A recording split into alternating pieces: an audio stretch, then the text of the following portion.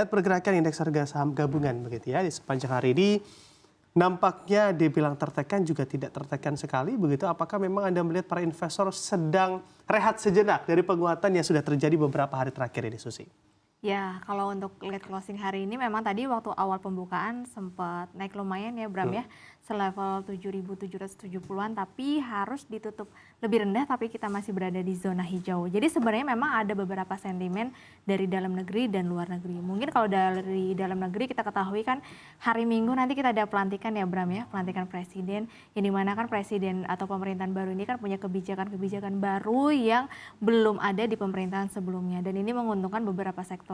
Terlihat dari pergerakan hari ini beberapa sektor tuh menguat ya memang masuk ke dalam kebijakan-kebijakan pemerintahan baru. Ada sektor consumer, kemudian ada juga properti hingga teknologi.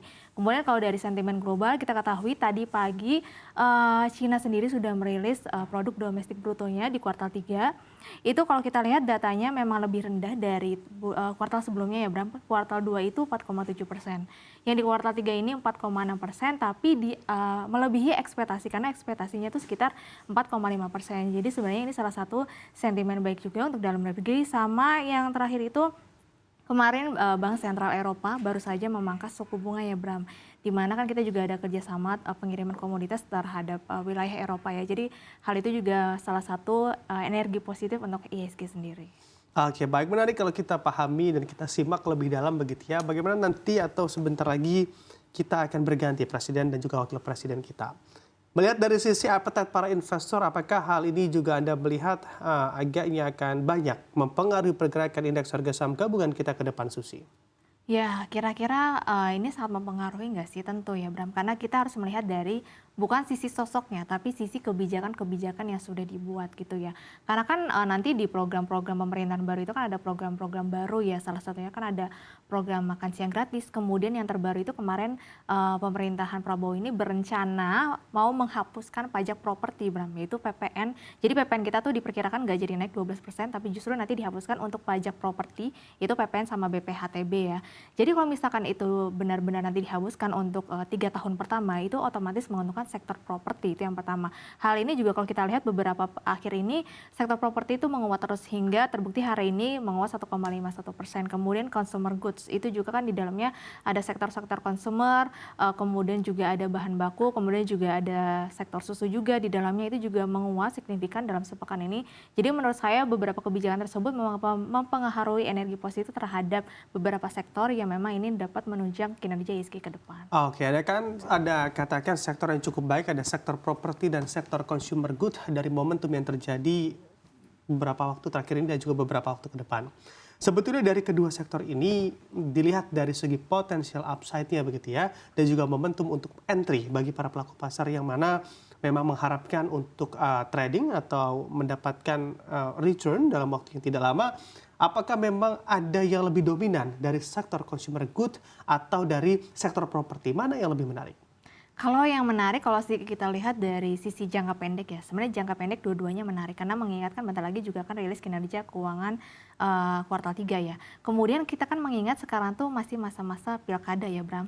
Kalau Bram melihat dari beberapa akhir hari ini, itu sektor consumer tuh menguatnya paling signifikan sekali karena memang biasanya kan masa-masa pilkada itu kan ada biasanya perputaran roda ekonominya itu di sektor consumer gitu karena biasanya ada bagi-bagi sembako atau ada pembelian bahan-bahan baku. Jadi menurut saya memang sektor consumer itu biasanya paling menunjang di saat memang masa-masa pilkada ataupun juga pemilu. Tapi kalau melihat sisi secara jangka panjang tinggal ambil yang valuasinya masih murah gitu ya Bram. Kalau saya lihat dari dua sektor ini, sektor properti yang memiliki valuasi paling murah karena banyak yang saham-sahamnya masih PBV di bawah 1. Mengingat juga di tahun depan akan mulai ada rencana-rencana yang memang akan menunjang di sektor properti. Oke, baik. Saya akan menanyakan jauh begitu ya kepada Anda terkait secara historis sebetulnya bagaimana sih gerak dan juga laju indeks kita selama pergantian presiden atau momentum pergantian presiden. Apakah memang secara historis atau 10 atau 20 tahun terakhir memang tidak ada gejolak yang juga bisa terlihat begitu dari indeks yang juga terlihat volatile, atau justru memang selama ini smooth-smooth saja, tidak ada hal yang berarti dalam pergantian presiden dan juga dikaitkan dengan indeks kita?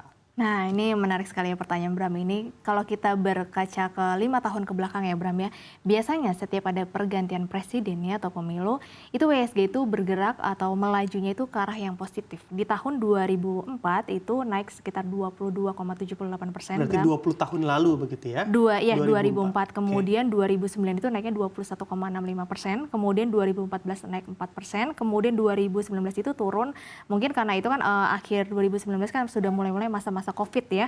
Kemudian di 2024 sekarang secara year to date sudah naik 5,9%. Kemudian kan juga pertumbuhan ekonomi kita kan masih konsisten ya di atas 5% dan bahkan nanti di pemerintahan baru kan rencananya akan menuju pertumbuhan ekonomi 8%. Tapi kita tinggal lihat apakah nantinya akan tercapai. Hal ini yang menunjukkan bahwa ada keyakinan para investor ini bahwa nantinya ekonomi Indonesia tuh ke depan lebih baik lagi. Sehingga harusnya di 2024 ini akan di closing secara signifikan atau naik signifikan seperti tahun 2014, 9 dan juga 2004. Oke, trennya berarti dalam tren peningkatan setiap terjadi momentum pergantian presiden. Nah, pertanyaan selanjutnya adalah kapan sih ngegasnya? Apakah memang seusai pelantikan atau seusai terbit kebijakan-kebijakan baru yang diluncurkan tentunya oleh presiden dan wapres terpilih? Biasanya itu meluncurnya setelah habis pemilu ya atau kemarin ada pengumuman ya siapa yang pemenangnya Bram. Kemudian itu kan masih lanjut meningkat hingga hari ini ya. Terus kemudian kapan lagi sih meningkatnya? Biasanya adalah setelah masa pelantikan. Karena kan setelah masa pelantikan kan akan diumumkan siapa saja menterinya ya, kemudian juga wakil menterinya juga. Kalau kita ketahui kemarin sudah ada pemanggilan tokoh 49 tokoh untuk menteri, 60 juga untuk wakil menteri. Nah biasanya nanti para investor ini mencari tahu menterinya ini kira-kira punya afiliasi emiten nggak sih di Bursa Efek Indonesia?